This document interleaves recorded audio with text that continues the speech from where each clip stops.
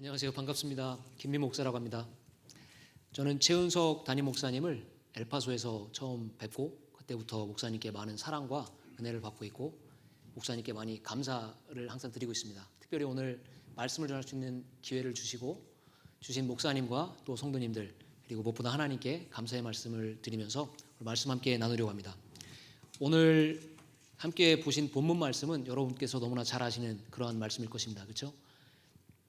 두 천사와 하나님께서 아브라함을 방문하시고 너에게 아들이 있을 것이다 이렇게 말씀하신 이후에 두 천사는 소돔과 고모라 땅을 향해 갔고 하나님은 남아서 아브라함에게 계속 이야기를 하셨습니다. 그때 하나님께서 하신 말씀이 창세기 18장 20에서 21절 말씀인데요. 하나님께서 이렇게 말씀하셨습니다. 여호와께서 또 이르시되 소돔과 고모라에 대한 부르짖음이 크고 그 죄악이 심히 무거우니 내가 이제 내려가서 그 모든 행한 것이 과연 내게 들린 부르짖음과 같은지 그렇지 않은지 내가 보고 알려 하노라. 제가 이 부문에 있는데 소돔과 고모라에 대한 부르짖음이 크다 이게 도대체 무슨 말인지 잘 와닿지가 않아서 다른 영어 번역본을 찾아보았더니 메시지 성경에는 이렇게 나와 있었습니다. The cries of the victims. 그러니까 범죄 피해를 당한 피해자들이나 억울한 일을 당한 그 억울한 일을 당한 사람들의 부르짖음과 원망 이런 것들이 너무나 크고 그곳에 죄악이 가득해서 내가 그것이 정말 그런지 아닌지 보러 간다고 이렇게 말씀하신 내용으로 제가 이해를 했습니다. 그때 아브라함은 하나님께서 그 소돔성을 멸망시키실 것을 심판하실 것을 예상하고 하나님께 이렇게 얘기합니다. 하나님 만약에 그 성에서 50명의 의인을 찾으시면 50명의 의인과 악인들을 함께 멸망시키시려고 하십니까? 그것은 하나님 부당한 일이고 정의로운 일이 아닙니다. 세상을 심판하시는 하나님께서는 의인과 악인을 함께 멸하시면 안 됩니다 라고 이렇게 얘기했습니다. 그랬더니 하나님께서 내가 만일 50인의 의인을 찾으면 그 성을 멸하지 않겠다라고 하셨습니다. 그러자 아브라함은 계속해서 45명, 40명, 30명, 20명 마지막에는 10명까지 내려가서 만약에 10명의 의인을 찾으시면 그래도 그 성을 멸망시키시겠습니까? 그랬더니 하나님께서 내가 10명의 의인을 찾는다면 그 성을 멸망시키지 않을 것이다 라고 이렇게 말씀하셨습니다. 저는 이제 이 부분을 생각하다가 의인과 악인, 의, 정의 이런 부분을 생각하다가 그 웨인 그루뎀 교수님이 쓴 조직신학책을 찾아보았는데 거기서 보니까 영어 성경에는 righteousness와 justice를 따로 구분하여서 이렇게 표현하고 있는데 righteousness와 justice를 표현한 이 히브리 원어 단어와 헬라어 원어 단어는 동일한 그룹에 속한 단어라고 이야기하고 있습니다. 그러니까 영어 번역본은 컨텍스트에 따라서 어쩔 때는 동일한 그룹에 속한 단어를 righteousness로 어떨 때는 justice로 이렇게 구분하여서 번역했다고 이제 말씀하고 있습니다. 이 말은 righteousness 같은 경우에는 그 의로운 자질 또는 성품에 관련된 것이고 justice 같은 경우에는 성품으로부터 나오는 옳은 행실을 얘기합니다. 이 두 가지가 혼용돼서 사용된다면 우리가 righteousness와 justice를 생각할 때는 justice는 옳은 행실은 옳은 성품과 자질로부터 나오는 그런 어떤 행위로서 우리가 이해할 수가 있고 하나님의 의를 생각한다면 하나님은 그분 자체가 옳으시고 그분이 하시는 모든 말씀과 생각 그리고 행동이 전부 다 그분 자체가 옳으시고 그분이 모든 의의 기준이 되신다라고 우리가 생각할 수가 있습니다. 그래서 그분의 의의 기준에 따라서 불의는 심판하시는 정의, 그것이 바로 하나님의 정의이고 그 정의와 또 하나님의 의, righteousness는 함께 이렇게 섞여서 우리가 생각할 수 있다고 생각합니다. 그런 차원에서 아브라함이 지금 하나님께 말씀드리는 것은 하나님 의인이 있고 악인이 있다면 그 의인과 악인을 함께 멸하시는 것은 하나님의 성품과 어긋나는 것입니다. 하나님께서 의인과 악인을 함께 멸하신다면 그것은 하나님 정의롭지 못한 일입니다 라는 것으로 하나님께 이야기를 했던 것입니다. 그런데 제가 이 부분을 생각할 때 그렇다면 의인이 무엇을 의미하는 것일까라고 생각해 보았는데 의라는 것이 하나님께서 기준이 된다고 했다면 의인은 하나님을 알고 하나님의 방식을 알고 하나님의 방식과 뜻에 따라 살아가는 사람이 의인이라고 생각할 수가 있습니다.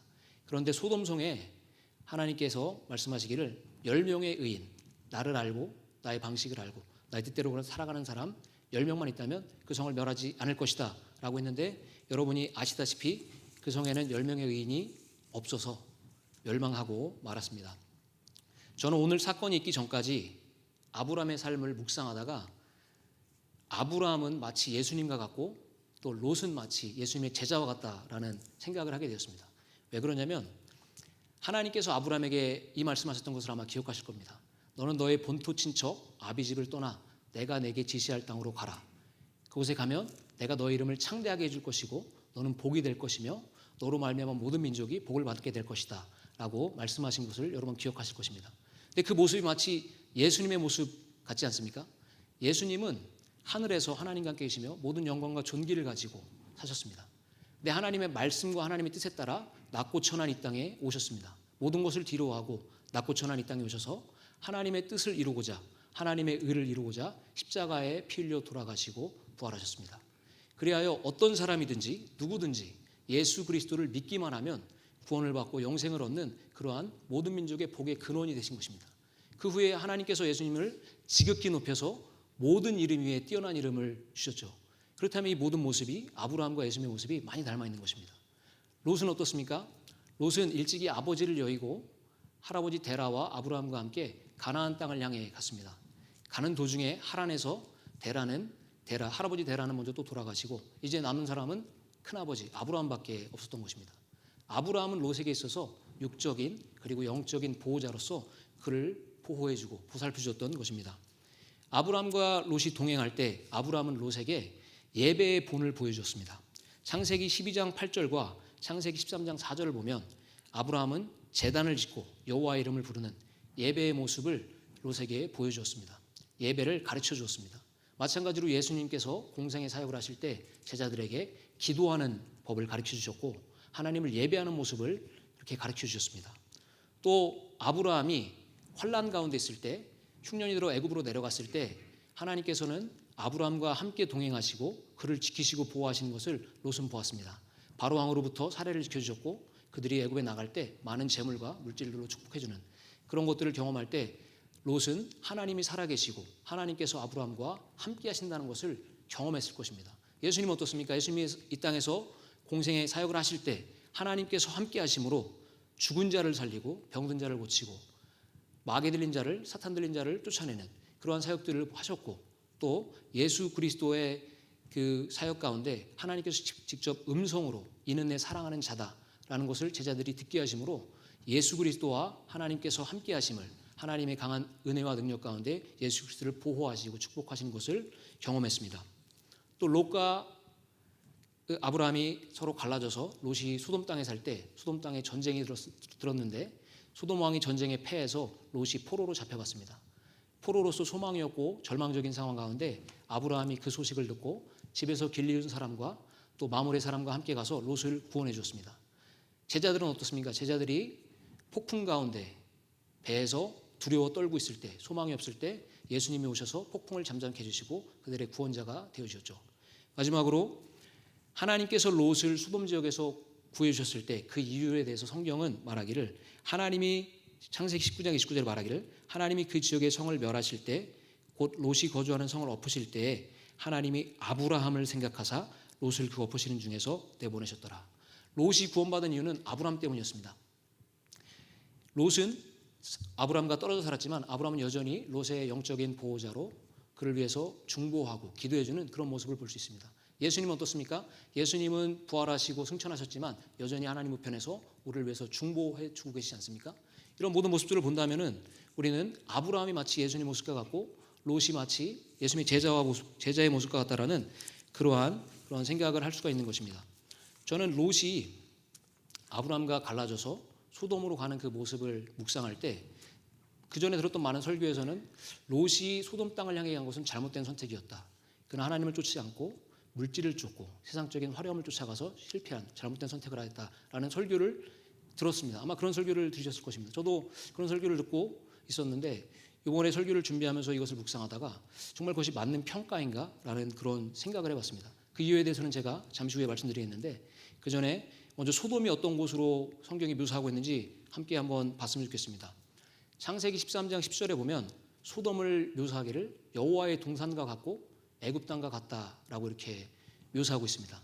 여호와의 동산 하면 어떤 이미지가 떠오르시나요? 아주 깨끗하고 아름다운 그런 모습이 생각나지 않으시나요? 하나님께서 천지를 창조하실 때 모든 것을 창조하시고 창조하신 것을 보시기에 좋았다라고 말씀하셨죠.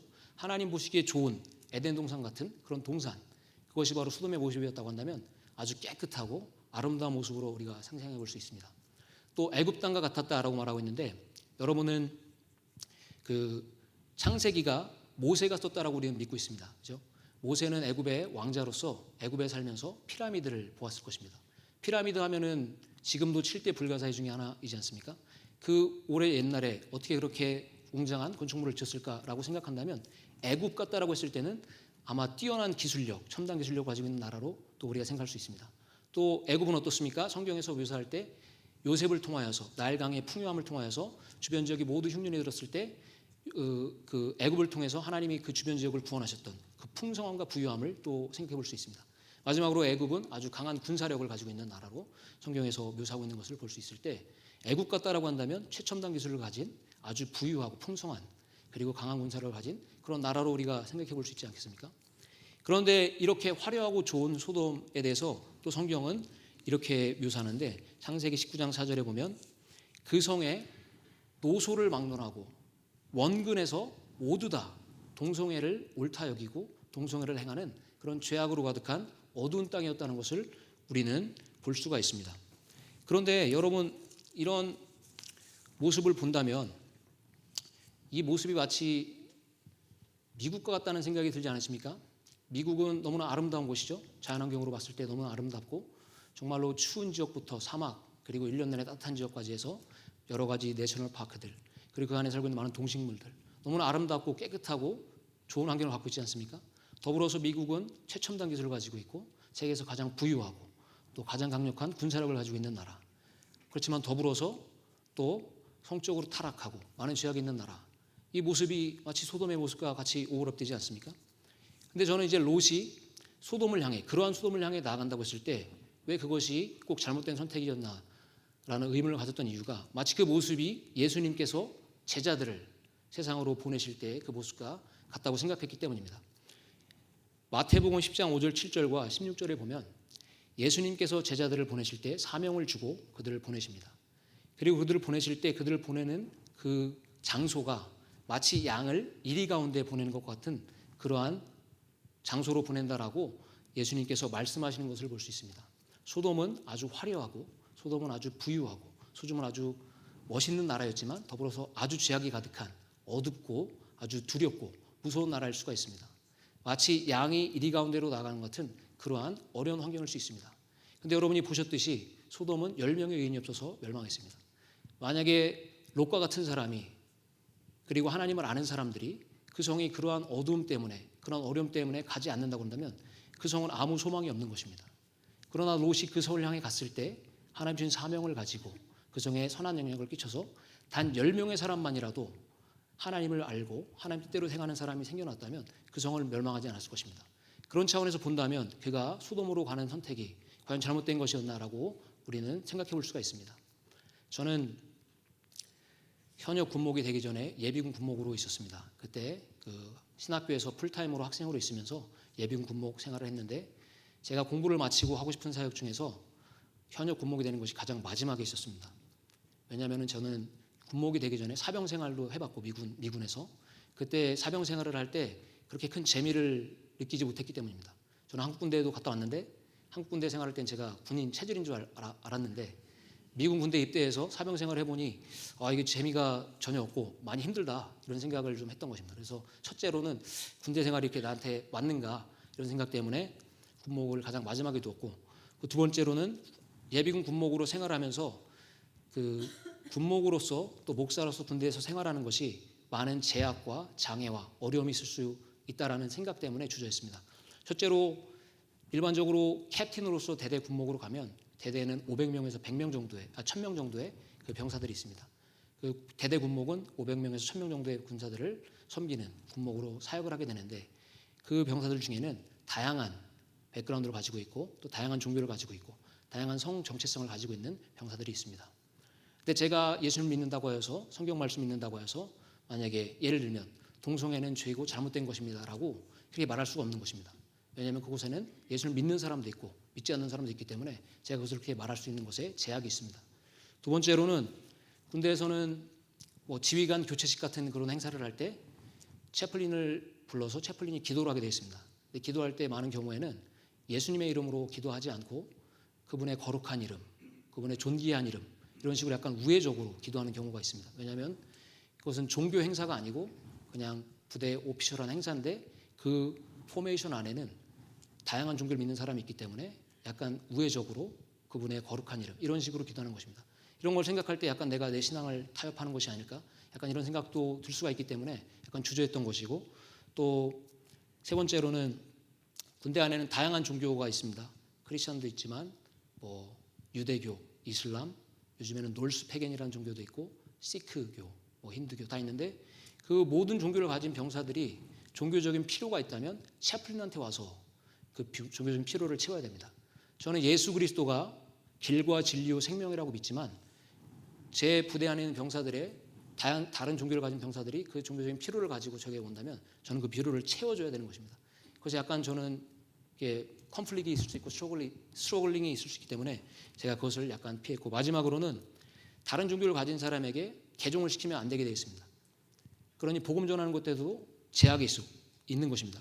그러니까 이런 것들을 다 고려해 본다면 군목으로서 사역하는 것이 정말 좋은 것인가, 옳은 것인가, 맞는 것인가 이런 의문을 갖게 되는 것입니다.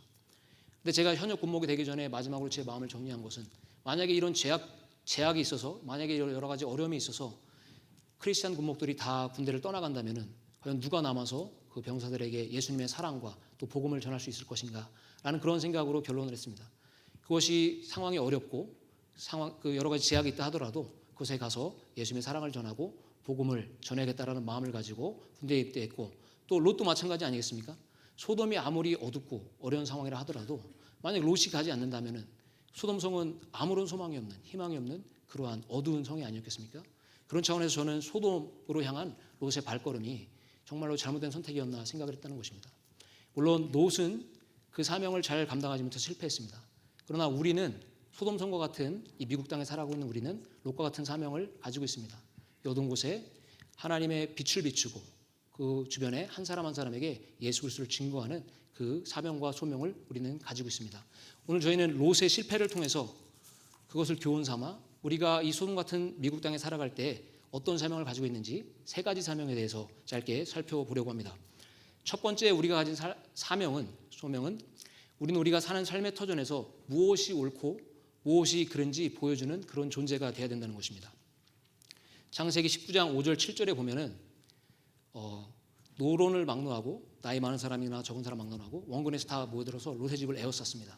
그리고 그 집에 들어온 사람들을 내어주라고, 우리가 그들을 겁탈할 것이다 라고 하면서 이렇게 윽박지르고 있는 상황이었습니다. 이때 롯이 나가서 하는 얘기가 여러분 이런 악을 행하지 마십시오 라고 했습니다. 그 땅에 사는 사람들은 다 그것이 악이다라고 얘기하지 않을 때 롯은 그 사람들에게 여러분 이런 악을 행하면 안 됩니다 라고 이야기를 했고, 그러자 그들이 하는 말이 누가 너를 우리의 법관으로 삼았냐, 너가 우리의 법관이 되려 하느냐라고 말한 것입니다. 여러분 법관이 옳은 것과 그런 것을 얘기해 주는 사람이라면 우리는 법관이 맞습니다. 왜냐하면 모든 옳음의 근본과 기준이 바로 하나님이시기 때문입니다.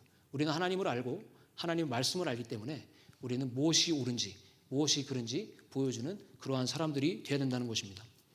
제가 부사관으로 엘파소 폴 블리스에 있을 때 그때 최 목사님을 만났는데, 그때 저희 부대는 저는 그 보급병 부사관으로서 섬겼는데 저희 부대가 쿠웨이트로 파병을 갔습니다. 쿠웨이트의 캠 뷰링이라는 지역으로 갔는데 그 지역은 완전히 사막 한가운데 있는 그런 베이스였습니다. 주변에 아무것도 없고 그 베이스만 있고 정말 사막 한가운데 있는 그런 곳이었고, 이병부터 상병까지는 50명 이상이 되는 사람들이 함께 생활하는 그런 큰 텐트에서 살고, 저같이 부사관과 그 이상은 6명이나 7명 되는 사람들이 컨테이너에서 함께 생활하면서 개인 프라이버시라는 것이 거의 찾아볼 수 없는, 화장실 안에서만 프라이버시가 있고 그 외에는 뭐 프라이버시 찾아볼 수 없는 그런 오픈된 공간에 생활을 했는데, 신기하게도 그곳에서 성범죄들이 막 일어납니다. 강간도 일어나고 성범죄가 일어나고, 또 어떤 여자 병사는 결혼한 다른 여자 병사와 한 침대에서 자다가 이렇게 적발이 돼서 접근 금지 명령을 받기도 했습니다. 그런 상황에서 생활할 때 저는 이제 연말에 군목은 아니었지만 말씀 뽑기를 진행했습니다. 말씀 뽑기를 하면서 우리 내년에 하나님이 주시는 말씀이 뭔지 뽑아보고 싶은 사람, 궁금한 사람은 한번 같이 뽑아보자 해서 그 뽑기를 진행했는데, 저랑 같은 방을 쓰는 그 부사관 한 명이 말씀을 뽑았습니다. 근데 그 뽑은 말씀이 뭐였냐면 정확히 기억은 안 나는데 이런 말씀이었습니다. 음행과 온갖 더러운 것을 피하라. 그러니까 음행을 피하라 이런 내용이 담겨 있는 그러한 말씀이었습니다. 근데 그 부사관이 나중에 저에게 말해주기를 자기는 아주 그 성적으로 많은 유혹을 받고 있고 스트로크를 하고 있다. 이런 얘기를 저한테 나중에 해주는 것입니다. 그러면서 보여주는 것이 그 캠뷰링이라는 곳 안에서 있는 채팅 앱 같은 곳에서 이제 메시지를 주고받는데 어떤 남자 병사가 여장을 하고 사진을 찍어서 자기랑 데이트하자고 이렇게 메시지 보낸 것을 저에게 보여줬습니다. 저는 신기하게도 아니 왜 하필 이 병사가 이 말씀을 뽑았고 이런 것을 나에게 쉐어해 줄까 이런 생각을 좀 해봤고 또 한 번은 제가 이번엔 군목으로 예비군 군목으로 있을 때 제가 섬기는 부대에서 똑같이 말씀 뽑기를 했는데 이번에는 여자 병사가 이 비슷한 말씀 뽑았습니다. 근데 그 병사가 저에게 와서 말하기를 다른 말씀을 뽑으면 안 되겠냐. 그래서 제가 왠지 하나님께서 이 병사에게 무슨 할 말씀이 있어서 이 말씀 뽑게 해주셨구나 이렇게 생각을 하고 안 된다 이렇게 얘기했습니다. 나중에 그 병사가 찾아와서는 자기는 지금 여자와 함께 살고 있다. 근데 이것에 대해서 어떻게 생각하냐 저한테 물어보는 것입니다. 그래서 제가 약간 곤란했지만 그렇다고 해서 제가 다르게 말해줄 수는 없고 해서 나는 성경에서 말하고 있는 결혼을 믿는다. 성경은 한 남자와 한 여자가 결혼하는 것이라고 이야기하고 있다라고 했더니 그 병사는 아주 분노했습니다. 분노하고 그 다음에 저의 어떤 대적이 되어서 제가 하는 사역들을 방해하는 그러한 일들이 그 사역 가운데 있었습니다. 저는 이런 사건들을 보고 느낀 것이 내가 의도하지 않았지만 내가 하나님 자녀로 살아갈 때 그곳에서 하나님 나를 통하여서 그 주변에 있는 사람들에게 무엇이 옳은 것인지 무엇이 그른 것인지 보여주는 도구로 저를 사용하셨다는 사실입니다.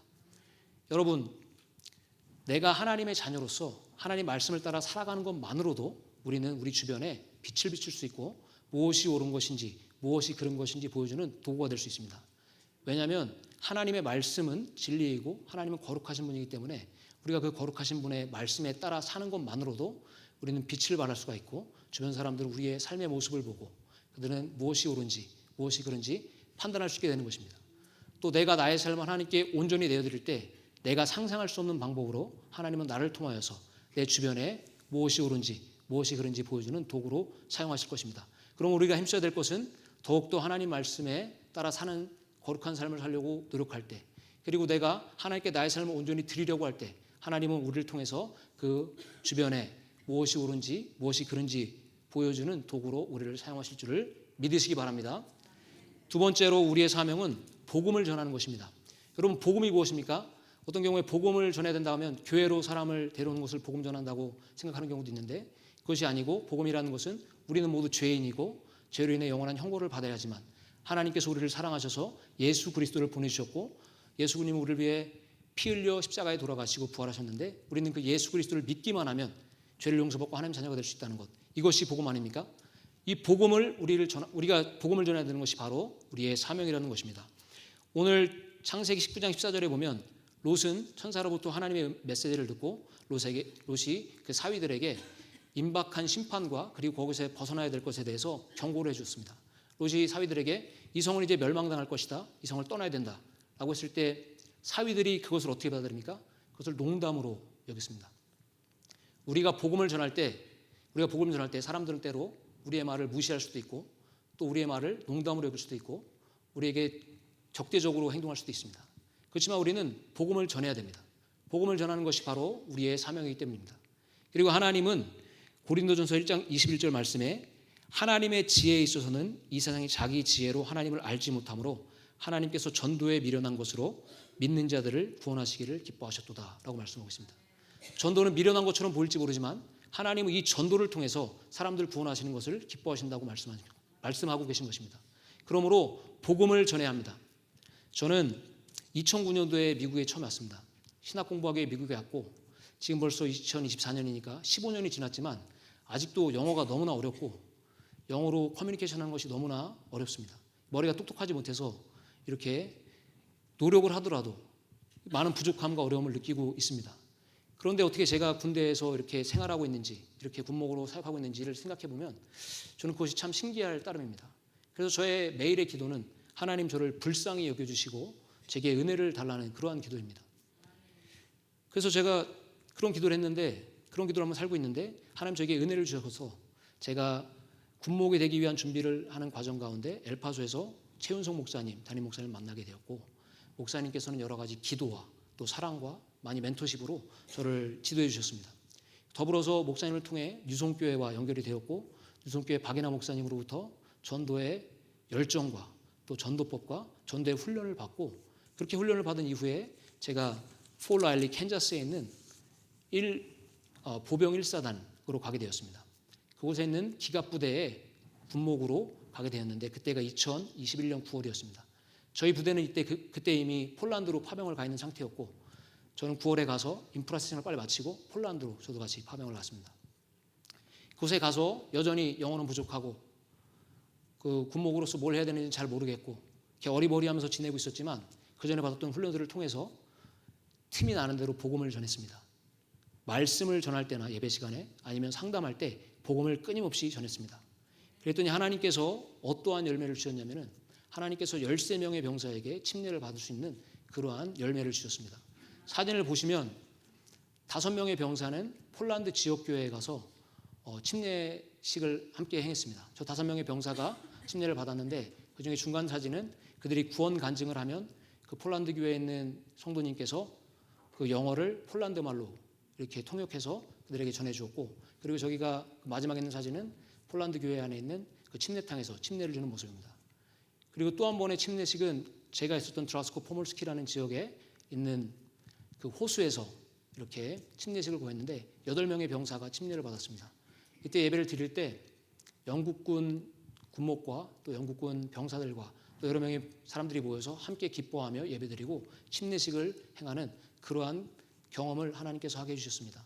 제가 이 사건들을 통해 느낀 것은 나는 부족하고 나는 능력이 없고 나는 아무것도 준비되지 않은 것처럼 보이는 상황에서라도 내가 심플하게 단순하게 하나님 말씀에 순종하여 복음을 전할 때 하나님은 저를 통해 일하신다는 그러한 사실이었습니다. 여러분 복음 전하는 것이 두렵게 느껴지십니까? 여러분 복음 전하는 것에 주저함을 느끼십니까? 어린아이와 같은 믿음으로 복음을 그냥 전하십시오.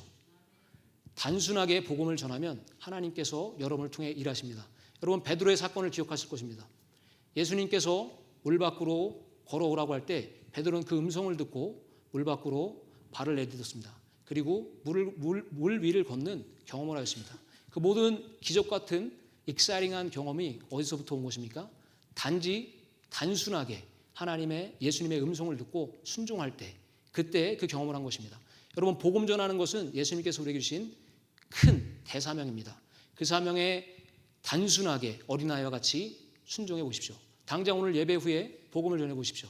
하나님께서 여러분을 통해 일하시는 놀라운 그러한 익사이링한 삶을 살게 되실 줄을 믿으시기 바랍니다.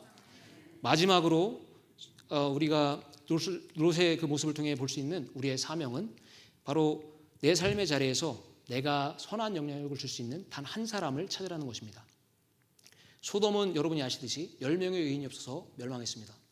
만일 롯의 아내와 롯의 2 딸과 2 사위에게 선한 영향력을 미쳐서 그 6명의 사람이 하나님을 알고 하나님의 뜻대로 행하는 그러한 의인이 되었다면 그리고 그 6명의 사람들이 단 한 사람을 찾아서 그 사람들에게 선한 영향을 미쳤다면 소돔성은 멸망하지 않았을 것입니다. 저는 어제 최은석 목사님께서 준비해 주신 대로 계획해 주신 대로 빌리 그레함 라이브러리를 방문하고 왔습니다. 그곳에 보니까 빌리 그레함 목사님께서 얼마나 위대한 사역을 하셨습니까? 그리고 성경 속에 나와 있는 인물들을 보면 얼마나 화려하고 멋진 사역을 했습니까? 여러분 혹시 그런 것들을 보면서 나는 주님을 위해서 무슨 일을 할 수 있을까? 혹시 이런 생각 해본 적 있으십니까? 제가 발견한 것은 여러분 단 한 사람에게 영향을 미쳐서 한 사람을 제자 삼아서 그 사람을 하나님 믿는 사람으로 하나님을 따르는 사람으로 만드는 데 영향을 미치는 것 그것이 바로 위대한 사역입니다. 왜 그런지 아십니까? 소돔성에는 그 10사람이 없어서 멸망하였고 롯이 만약에 그 한 사람에게 집중하는 그 사역에 헌신했다면 그 소돔성을 멸망하지 않았을 것입니다. 나는 주를 위해 위대한 일을 할 수 없어 라는 생각을 하지 마십시오. 단지 한 사람을 찾아서 그 사람에게 선한 영향을 미치는 것 그것이 바로 하나님의 위대한 사역에 동참하는 것임을 믿으시기 바랍니다. 오늘 내가 한 사람 영향을 미치는 한 사람이 누가 있습니까? 내 가정에 혹은 내 직장에 삶의 터전에 그리고 내 주변 지역에 한 사람 그 한 사람 영향 미칠 사람을 찾아서 그 사람에게 내 시간과 내 에너지와 내 물질과 내 기도와 내 사랑과 내 열정을 쏟아 부어보시는 게 어떻겠습니까? 바로 그 한 사람을 통해서 나는 내가 살고 있는 이 지역에 내 가정에 또 내 사업터에 이 미국 땅에 소망이시고 희망이 되신다는 사실을 믿으시기 바랍니다. 네, 함께 기도하시겠습니다.